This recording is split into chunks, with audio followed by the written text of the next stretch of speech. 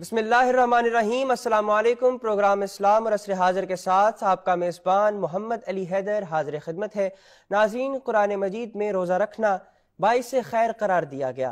खैर से मुराद जहाँ नेकी और भलाई है, वहीं इससे मुराद कामयाबी, कामरानी, फतहमंदी और सुरखरू होना भी है। यकीनन वो रमज़ान मुबारक ही की सातें थी जब बदर के मैदान में मुसलमानों को कुफ़ार पर फतह नसीब हुई, और वो यकीनन रमज़ान मुबारक ही की 27वीं शब थी जब इस धरती पर पाकिस्तान का परचम बुलंद हुआ और कई मुहाजिरीन ने इस धरती को अपने लहू का नजराना पेश किया। और जहां बात रमज़ान मुबारक की हो और उसकी रोशनी में जिक्र फतह का, बुलंदी का, कामयाबी का और कामरानी का हो, तो हज़रत अली मुर्तज़ा करमल्लाहु वजहुल करीम के वक्त शहादत व आखिरी अल्फाज कैसे भुलाए जा सकते हैं कि फ़ुज़्तु बिरब्बिल काबा, रब्बे काबा की कसम मैं कामयाब हो गया। आज बात करेंगे फ़लसफ़ाए शहादत के ऊपर। हमारे साथ तशरीफ़ फरमा है, हर एपिसोड में हमारी रहनुमाई फरमाते हैं जनाब अल्लामा शफ़ाअत रसूल। अल्लामा साहब गुफ्तगू का बाकायदा आगाज़ करेंगे। आज का मौजू जिस तरह से फ़लसफ़ाए शहादत। बिस्मिल्लाहिर्रहमानिर्रहीम। फ़लसफ़ा या नज़रिया शहादत जी। अब लफ्ज़ शहादत जो है, इसका माना बुनियादी तौर पर तो गवाही देना है जी। और गवाही दी जाती है देख के, ठीक। बिन देखे गवाही नहीं होती। बिल्कुल ठीक। और इसी शहादत के लफ्ज़ से शाहिद भी है बिल्कुल और शहीद भी है। ठीक। और नबी पाक सल्लल्लाहु अलैहि वसल्लम को अल्लाह ताला ने कुरान में फरमाया, इन्ना अरसलनाका शाहिदम व मुबश्शिरम व नज़ीरा व दाइयन इलल्लाहि बिइज़्निही व सिराजम मुनीरा। जी। और रब्बुल आलमीन ने अपने बारे में फरमाया कि वल्लाहु शहीदुन, और हजूर सल्लल्लाहु अलैहि वसल्लम की उम्मत के बारे में रब्बुल आलमीन ने फरमाया वकज़ालिका जअलनाकुम उम्मतम वसतल लितकूनु शुहदाअ अलन्नास। अच्छा। और ख़ुद नबी पाक सल्लल्लाहु अलैहि वसल्लम के बारे में रब्बुल आलमीन ने क़यामत के मंज़र को सामने रखते फरमाया फ़कैफ़ इज़ा जिअना मिन कुल्लि उम्मतिन बिशहीदिन व जिअना बिका अला हाउलाइ शहीदा। अच्छा। तो शहीद और शहादत का माना होता है गवाही देना। इसलिए जब हम कलमा पढ़ते हैं तो इस कलमा पढ़ने को भी शहादत कहते हैं। शहादत अल्लाह इलाहा इल्लल्लाह व अन्ना मुहम्मदन अब्दुहु व रसूलुहु, ये अहादीस मुबारका में है। तो शहादत और शहीद, इसका माना ये है कि आप जिस नज़रिए को, जिस सोच को अपने दिल और दिमाग में रख चुके हैं, कबूल कर चुके हैं, रासिख कर चुके हैं, उसका अब इजहार करें आप। जी, आप किस तरह इजहार करेंगे? उसका इजहार का तरीका मेरे आका सल्लल्लाहु अलैहि वसल्लम ने फरमाया कि अन तशहदा अल्ला इलाहा इल्लल्लाह व अन्ना मुहम्मदन अब्दुहु व रसूलुहु, कि तू गवाही दे कि अल्लाह एक है और मोहम्मद सल्लल्लाहु अलैहि वसल्लम उसके बंदे हैं और उसके रसूल हैं। अब ये जो अकीदा आपके दिल और दिमाग में है वो पोशीदा है। ठीक। तो उसकी गवाही कैसे, यानी लोगों के सामने आप कैसे रखेंगे? जब उसका आप इजहार करेंगे ज़ुबान से। ठीक, बिल्कुल ठीक। अच्छा, एक है कि आप अपने अकीदे की सदाकत का इजहार करते हैं अपनी ज़ुबान से। जी। फिर वो अकीदा जो है वो चाहता है कि आप इसके मुताबिक ख़ुद ज़िंदगी गुजारें। जी। और फिर उसकी इशाअत के लिए और दूसरों तक उस नज़रिए को पहुँचाने के लिए आप मेहनत करें। जिस तरह रब्बुल आलमीन ने कुरान में फरमाया अलिफ लाम मीम अहसिबन्नासु अन युत्रकू अन यक़ूलू आमन्ना व हुम ला युफ्तनून। क्या तुम ये समझते हो कि जब तुमने आमन्ना कह दिया, ला इलाहा इल्लल्लाह कह दिया, तो अब तुमसे कोई इम्तिहान नहीं लिया जाएगा, बल्कि नज़रिया खुद एक इम्तिहान होता है। जिस चीज़ को आप नज़रिया बना लेते हैं ना, फिर उसके बाद आप आराम से, सुकून से घर में नहीं बैठ सकते। आपकी ज़हनी, कल्बी, रूहानी तस्कीन इसी में होती है कि जो मैंने हक समझा है वो मैं दूसरों तक पहुँचाऊँ। अच्छा, अब इस नज़रिए को एक तो आपने ख़ुद पहले उसका इजहार करना है, फिर उसके बाद उसको दूसरों तक पहुँचाना है। फिर जब आप दूसरों तक पहुँचाएंगे तो ज़रूरी नहीं कि हर बंदा उसे तस्लीम करे, कुछ उसकी मुखालफत भी करेंगे। इधर मानने वालों की तादाद बढ़ती जाएगी, इधर मुखालिफिन की तादाद बढ़ती जाएगी। अब इसके लिए रसूलुल्लाह सल्लल्लाहु अलैहि वसल्लम की हयात मुबारका को देख लें। जब मक्का में आपने ऐलान नबूवत फरमाया तो शुरू में मुखालफतें हुई, اور مخالفتوں کے بعد پھر ایک بڑی تعداد مخالفین کی تیار ہو گئی اور ایک بڑی تعداد محبین اور صحابہ کی تیار ہو گئی۔ حضور صلی اللہ علیہ وسلم پھر ہجرت کر کے مدینہ تشریف لے گئے، اور پھر مدینہ میں جب ریاست قائم ہوئی تو پھر ریاست کے قیام کے لیے، بقا کے لیے، استحکام کے لیے، ترقی کے لیے پھر سارے کام کرنے تھے۔ اب اس کام کو جب کیا گیا تو اس میں سب سے پہلا مرحلہ بدر کا آ گیا۔ اب جب بدر کا مرحلہ آیا تو بدر میں اب آپ نے جا کے کلمہ نہیں پڑھنا، آپ نے نظریہ نہیں پیش کرنا، اب آپ نے اپنے نظریے پر ثابت قدمی دکھانی ہے۔ جب آپ ثابت قدمی دکھاتے ہیں تو اس میں آپ کو اپنی جان بھی دینی پڑتی ہے۔ تو جب انسان میدان میں جنگ میں اتر کے، جہاد میں اتر کے اپنے خون کو اپنے نظریے پر قربان کرتا ہے تو وہ اس وقت پھر گواہی دے رہا ہوتا ہے اپنے خون سے، وہ یا زبان سے گواہی، اپنے عمل سے گواہی، اپنے مال کی قربانی سے گواہی، اور بالآخر اپنے خون سے بھی گواہی دینا۔ اس شہادت کو سب سے بڑی شہادت کہا جاتا ہے۔ علامہ صاحب، غزوہ بدر کے حوالے سے میں جاننا چاہوں گا اس کی اہمیت کیا ہے، اور بالخصوص جو غزوہ بدر کے شہداء ہیں ان کی فضیلت کیا ہے؟ دیکھیے، شہید تو شہید ہوتا ہے نا۔ ٹھیک، اچھا، ہم نے غزوہ بدر کی بات کرنے سے پہلے ایک بات جو فلسفہ شہادت اور مفہوم شہادت کو ذرا واضح کر دے۔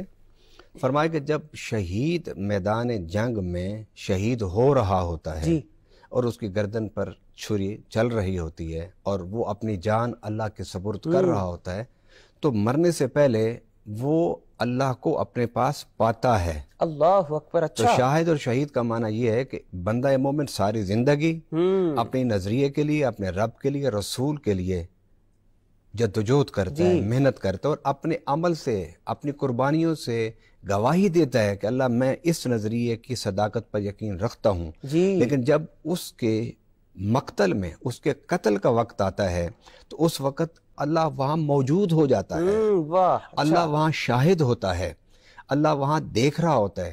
اللہ تو ہر وقت ہر جگہ دیکھتا ہے، لیکن اس خاص وقت میں اللہ اس بندے کے درمیان اور اپنے درمیان سارے پردے اٹھا دیتا ہے، اور اس لمحے جب وہ گردن پر اس کی چھری چل رہی ہوتی ہے تو وہ رب کو ان ظاہری نظروں سے دیکھتا ہے اور پھر مرتا ہے وہ۔ اور پھر اس طرح نبی پاک صلی اللہ علیہ وسلم کا فرمان ہے کہ اللہ شہید سے پوچھے گا جنت میں کہ تجھے دل میں کوئی خواہش ہے تو بتا، میری جنت، میری نعمتیں، میری بہاریں، یہ باغات سب تیرے پاس ہے۔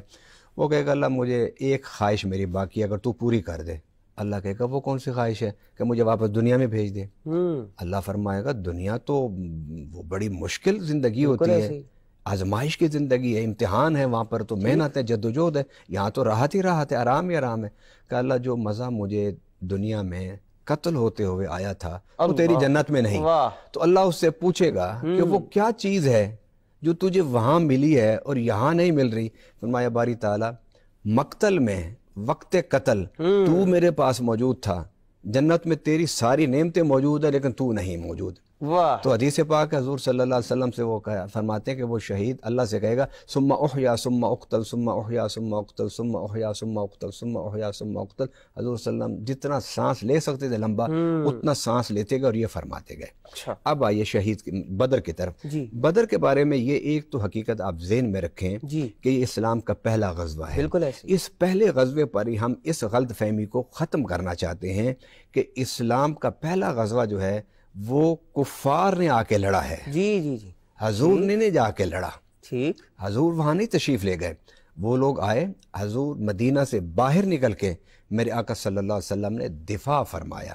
اور اسلام کا فلسفہ جہاد اگر آپ دیکھیں تو اسی سے سمجھ آتی ہے کہ اسلام کے فلسفہ جہاد میں، فلسفہ قتال میں شر کو روکنا ہے، شر پھیلانا نہیں ہے، لوگوں کو حفاظت دینا ہے، لوگوں کو موت کا پیغام دینا نہیں ہے۔ فرمایا کہ جب تم جہاد کے لیے جاؤ درختوں کو نہیں کاٹنا، تم جہاد کے لیے جاؤ چمنستان مت اگاڑو، تم گھروں کو نہ مت تباہ کرو، بوڑھے بچے عورتیں ان کو کچھ نہیں کہنا۔ ایون میدان جنگ میں بھی اگر کوئی تمہیں قتل کرنے والا آ جائے اور وہ عاجز ہو کے گر جائے، تلوار پھینک دے، اس کو بھی تم معاف کر دو۔ یہ اسلام کا فلسفہ ہے۔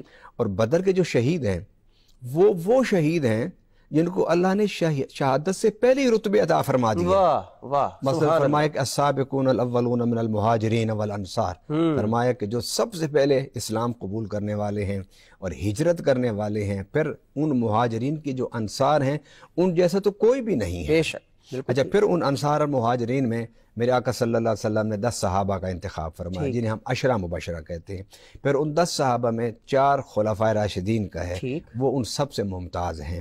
تو میدان بدر میں جتنے بھی شہید ہیں وہ سب صحابیت کی وجہ سے، ہجرت کی وجہ سے اور اسلام کی لیے صحبتیں و مشکلات برداشت کرنے کی وجہ سے رب نے انہیں پہلے سے ہی بہت بڑا درجہ دیا. لیکن ایک وجہ سے ان کا درجہ باقی شہداء سے بلند ہے، وہ یہ کہ یہ وہ لوگ ہیں جو اسلام کے لیے سب سے پہلے شہید ہونے والے ہیں. شہادت کا درجہ، شہادت کی منزلیں، شہادت کا تسلسل تو قیامت تک رہے گا. میرے آقا صلی اللہ علیہ وسلم نے فرمایا اللہ نے جہاد کو قیامت تک کے لیے جاری کر دیا ہے. اس کو کوئی نہ منسوخ کر سکتا ہے، نہ اس کو کینسل کر سکتا ہے، نہ اسے کوئی معطل کر سکتا ہے. سب سے پہلے مارکہ باطل میں شہید ہونے والے اس لیے درجہ پا گئے کہ سب سے پہلے انہوں نے اپنے گردنیں کٹوا کے شہید ہو کے آنے والے قیامت تک کے شہداء کو ایک راستہ دکھا دیا. میرے آقا صلی اللہ علیہ وسلم فرماتے ہیں کہ جو اپنی زندگی میں ایک نیکی کی رسم ڈالتا ہے، ایک نیکی کا عمل کرتا ہے، پھر بعد میں لوگ اس کی نیکی کو دیکھ کے اس پر چلتے ہیں، تو قیامت تک جتنے لوگ بھی اس راستے پر چلتے رہیں گے ان کا اجر ان کو بھی ملے گا جنہوں نے یہ کام پہلی بار کیا تھا. بالکل ٹھیک. اب پھر غزوہ بدر کی وجہ سے ان کی عظمت اس لیے بڑھ گئی کہ غزوہ بدر وہ غزوہ ہے جس کے بارے میں اللہ تعالیٰ قدم قدم پر مدینہ سے نکلنے سے بدر تک پہنچنے اور پھر بدر میں ایک ایک مرحلے میں اللہ اپنے نبی صلی اللہ علیہ وسلم کے ذریعے سے اپنے نبی کے صحابہ کو اور مجاہدین کو رہنمائی اور ہدایات دیتے رہے. بالکل ٹھیک. علامہ صاحب، رمضان مبارک ہی میں حضرت علی المرتضیٰ کرم اللہ وجہ الکریم کی شہادت بھی ہوئی. اس حوالے سے میں چاہوں گا کچھ روشنی ڈالیے اس کے تاریخی حوالے پر اور حضرت علی المرتضیٰ کی جو شخصیت ہے اس کی عظمت. ہم بدر سے ہی شروع کر لیتے ہیں. بے شک. کیونکہ مولا علی کرم اللہ تعالی وجہ الکریم جو پہلا معرکہ تھا اس کے پہلے مجاہد تھے. ٹھیک. اور اس کے کم عمر مجاہد تھے. اچھا. اور نبی پاک صلی اللہ علیہ وسلم کی طرف سے جو لوگ میدان میں آگے نکل کے مبارزت جنہوں نے کی، مقابلے اور چیلنج کا جواب دیا، اس میں بھی مولا علی کرم اللہ تعالی وجہ الکریم شامل تھے. سبحان اللہ. اور مولا علی کرم اللہ تعالی وجہ الکریم نے اپنے مقابل جو ولید تھا اس کو آن میں اس کو قتل کر دیا.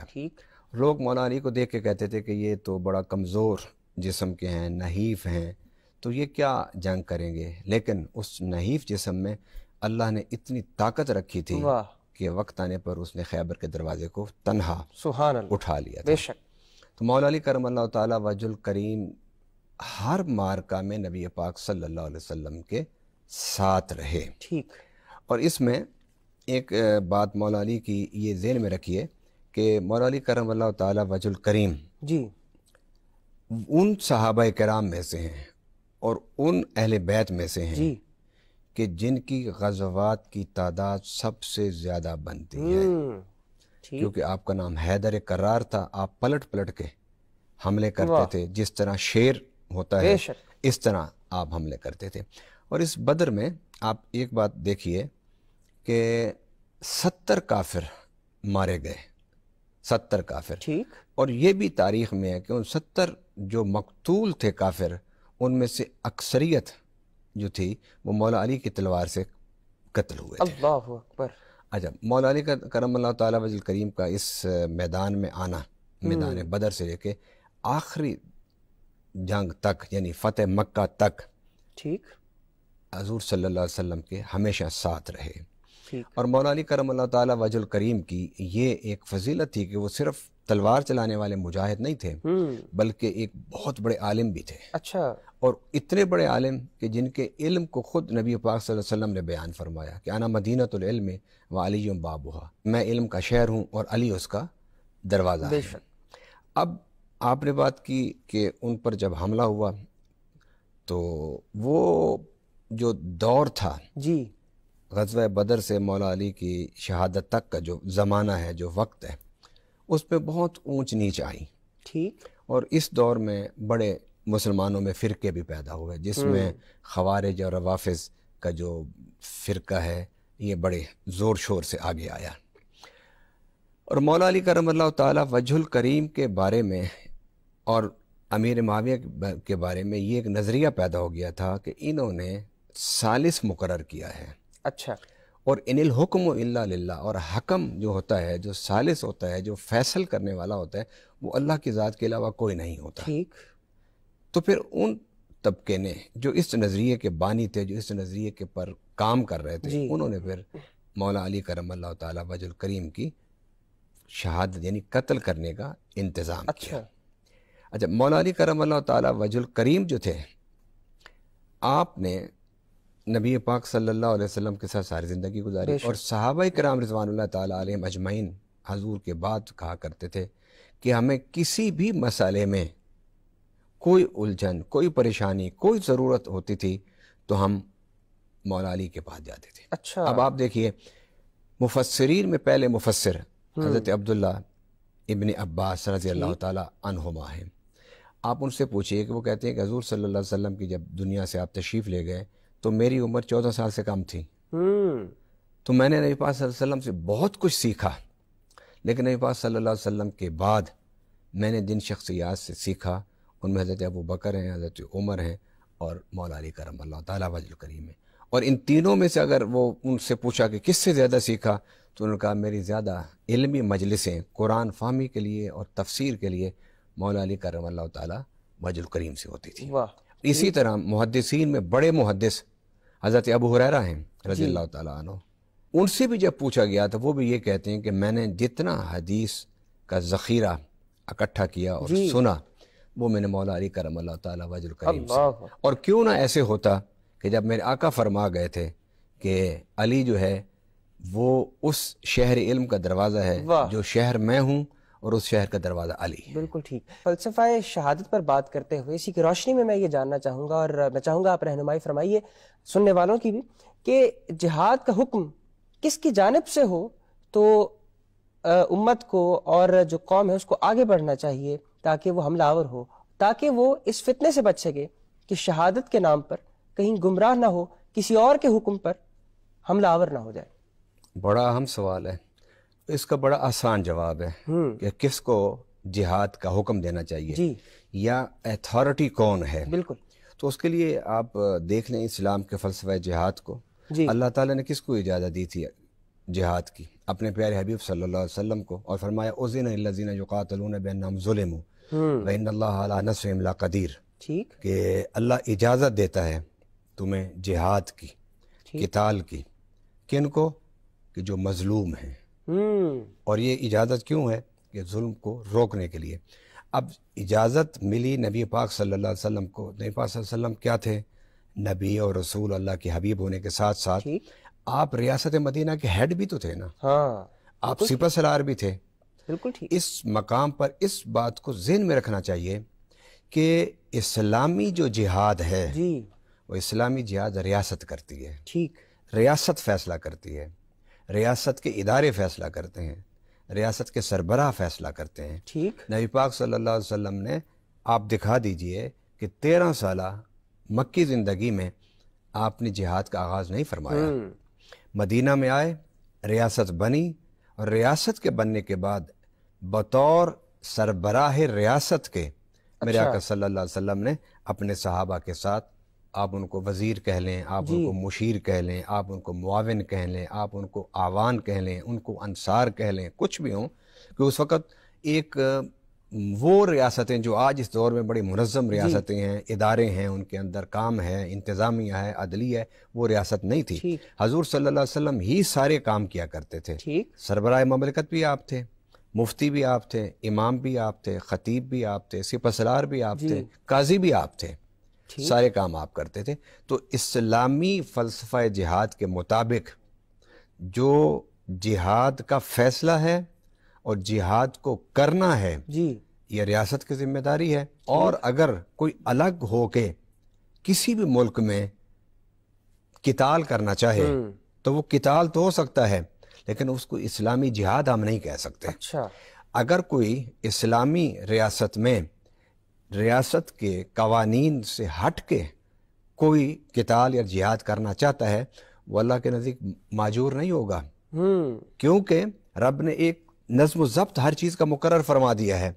آپ اس نظم و ضبط کے مطابق چلیں گے تو ٹھیک ہے، اگر آپ اس نظم و ضبط سے ہٹ کے کام کریں گے تو اسے فساد کہتے ہیں۔ ٹھیک، اور آپ کو پتہ ہے قرآن پاک میں رب العالمین نے فساد کی بڑی مذمت کی ہے۔